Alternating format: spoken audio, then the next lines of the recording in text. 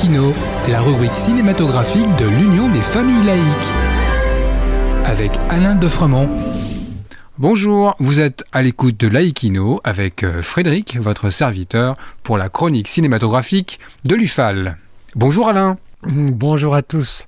Aujourd'hui, tu nous emmènes en prison. Eh oui, le milieu carcéral a été une source d'inspiration pour le cinéma mondial. À titre personnel, j'ai retenu 3 films sur ce thème, le plus récent étant un film français de Stéphane Desmoustiers, Borgo. Borgo, c'est un centre pénitentiaire en Corse, près de Bastia. Près de Bastia, oui. Oui, alors ce film est tiré d'un fait réel, mais adapté ici en fiction, et il nous fait suivre l'intégration d'une jeune matonne, qui est le féminin de maton, à ce centre pénitentiaire de Borgo. Venant de Fleury-Mérogis, avec son mari au chômage et ses 2 enfants, le centre pénitentiaire de Borgo lui fait un peu penser au Club Med, dit-elle. Ibiza, c'est le surnom donné à la jeune femme. Elle y trouve une atmosphère assez sereine, mais très vite, elle va s'apercevoir que ce qu'on lui avait dit était vrai.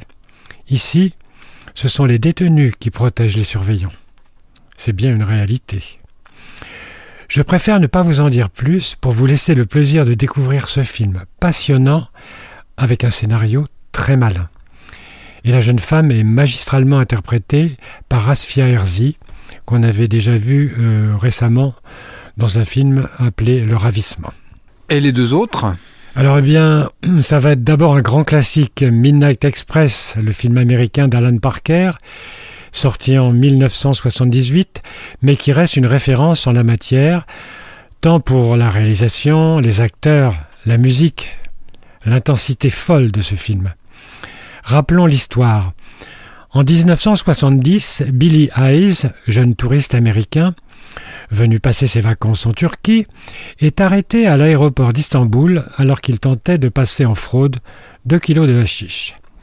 Il est immédiatement incarcéré dans la sinistre prison de Saghmalikar où règne la violence, la corruption et l'insalubrité.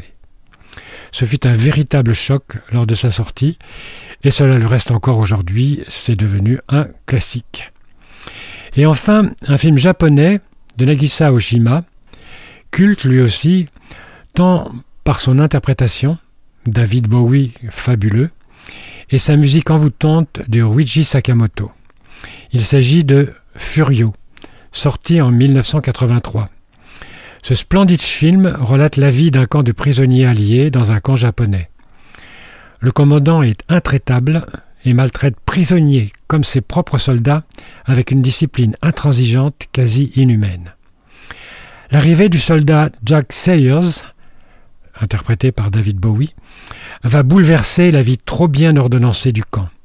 Révolté perpétuel, il subit les affres du commandant, interprété par l'auteur de la musique, et des sentiments aussi improbables qu'inavouables vont naître. C'est vraiment un film vénéneux dont on ne sort pas indemne. En attendant de nous retrouver, n'oubliez pas nos émissions de balado-diffusion sur laicidad.ufal.org ainsi que sur notre site ufal.org. Pensez aussi que nos activités ne sont possibles que grâce à vos dons et vos adhésions. C'était Frédéric et Alain sur Laïkino. À bientôt. C'était Laïkino, la rubrique cinématographique de l'Union des familles laïques. Retrouvez toutes nos rubriques Laïkino et l'ensemble de nos balados-diffusions sur lufal.org.